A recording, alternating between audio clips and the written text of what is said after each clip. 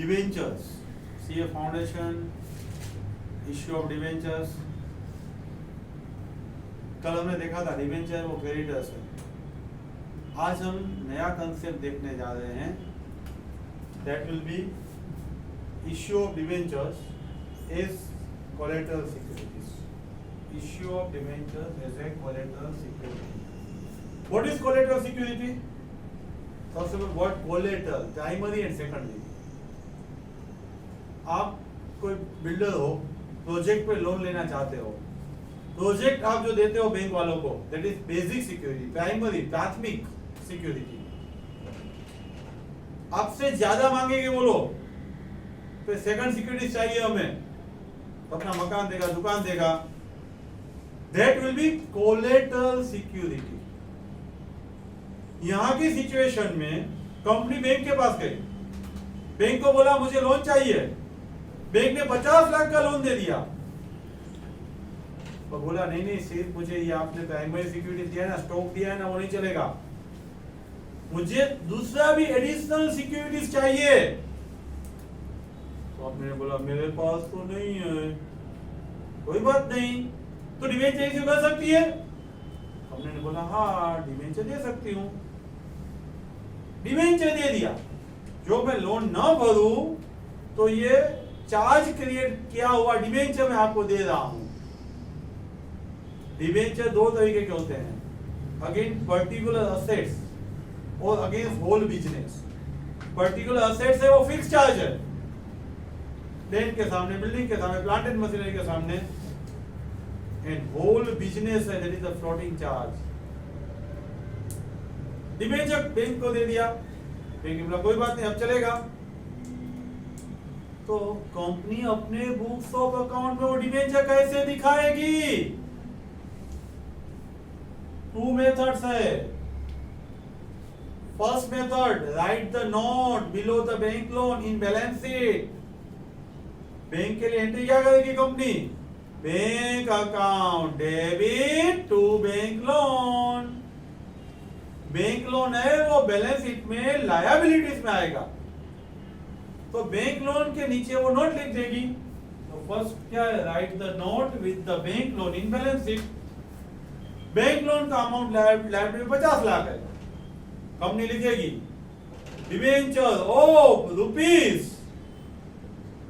10 lakh of 100 each issued as a collateral security to the bank।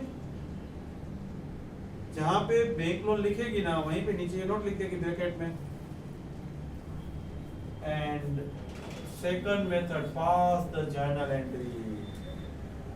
Practical life पे, books of account पे first method ही use की जाती है। हमारे पास थियरी में सेकंड मेथड भी दिया हुआ है, that is the debenture suspense account debit to debenture। क्या है journal entry? Debenture suspense account debit to debenture account. Very good. Debenture suspense account हम बैलेंस शीट में नॉन करंट असेट में दिखाएंगे। Debenture suspense shown in the balance sheet non current asset, और debenture liabilities में दिखाएंगे। Debenture shown in the liability side of the balance sheet. तो आपको question arise होगा, इंटरेस्ट किस पे पे करने का, बैंक लोन पे या डिबेंचर पे? अरे भाई डिबेंचर भी रिलीज नहीं हुए, एग्जीक्यूट नहीं हुए। जब आप बैंक लोन नहीं पे करोगे तब कंपनी को डिबेंचर रिलीज करना पड़ेगा, एग्जीक्यूट करना पड़ेगा, डिबेंचर अमल में लाना पड़ेगा। उसी दिन से डिबेंचर पे इंटरेस्ट लगेगा। जैसे कोलेटरल सिक्योरिटी इश्यू 10 साल पहले किया था तब नहीं, आप बैंक लोन भरपाई नहीं कर पाए तो डिबेंचर अमल में लाना पड़ा, उसी दिन से डिबेंचर पे इंटरेस्ट लगेगा। बैंक लोन पे जब लोन लिया था तब, और डिबेंचर पे जब रिलीज किया तब से।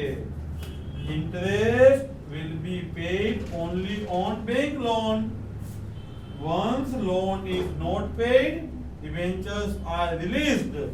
Then interest on debenture will be paid. Debenture suspense account हम बैलेंस शीट में नॉन करंट असेट में दिखाएंगे। Debenture suspense shown in the balance sheet non current asset, और डिबेंचर लायबिलिटीज में दिखाएंगे। Second method, pass the journal entry. Practical life पे, books of account पे first method ही use की जाती है। हमारे पास थियरी में सेकंड मेथड भी दिया हुआ है, that is the debenture shown in the liability side of the balance sheet. हमारे पास थियरी में सेकंड मेथड ही यूज की जाती है, that is the debenture liability side of the balance sheet. तो See the illustration 8. Illustration 8 में IDBI bank को 1 करोड़ का आपने लोन लिया है। आपने कोलेटरल सिक्योरिटी 1 करोड़ 50 लाख के डिबेंचर दिए हुए हैं। तो ये कंसेप्ट कौन सा है? Debenture issued as a collateral security. Debenture issued as a collateral security. तो first of all there are two method. First, notes of accounts. आप एंट्री तो नॉर्मल पास करोगे, bank account debit to bank loan. जब balance sheet में दिखाओगे तब आपको notes of accounts में दिखाना है। Notes to the accounts of the balance sheet of X limited. Balance sheet का एक्सट्रैक्ट है। लॉन्ग टर्म बोरोइंग, 5 साल से ज्यादा जिसको दिया जाता है वो विल बी, उसको बोलते हैं long term borrowing. Long term borrowing अंदर सिक्योर्ड लोन, तो उसके अंदर IDBI loan of rupees 1 crore. ये बेसिक एंट्री हुई। अभी मेथड स्टार्ट। हमने क्या बोला था? नोट्स ऑफ अकाउंट में नोट्स लिखने का। नोट्स क्या है? Collaterally secured by issue of rupees 1 crore 50 lakhs 14% first mortgage debentures. ये सिर्फ हमने फिनेंशियल स्टेटमेंट जो हमारा बैलेंस शीट पड़ेगा ना, उसको मालूम पड़े ना, इसीलिए उसको बता दिया है कि बैंक लोन में हमने डिबेंचर ऐसे सिक्योरिटी दिया हुआ है। सेकंड मेथड में हम जर्नल एंट्री पास करेंगे। Debenture suspense account debit to debenture 1 crore 50 lakhs। और normal entry as it is, bank account debit 1 crore, तो bank loan will be 1 crore. Illustration 8 का कंटिन्यू ही इलस्ट्रेशन 9 है। Don't write, attention here. ये balance sheet का format आपको mug up करना है। सेकेंड ट्रांजैक्शन के कोई भी चैप्टर में ये फॉर्मेट आपको यूजफुल रहेगा। फर्स्ट ऑफ ऑल आपने इलस्ट्रेशन 8 पढ़ा था।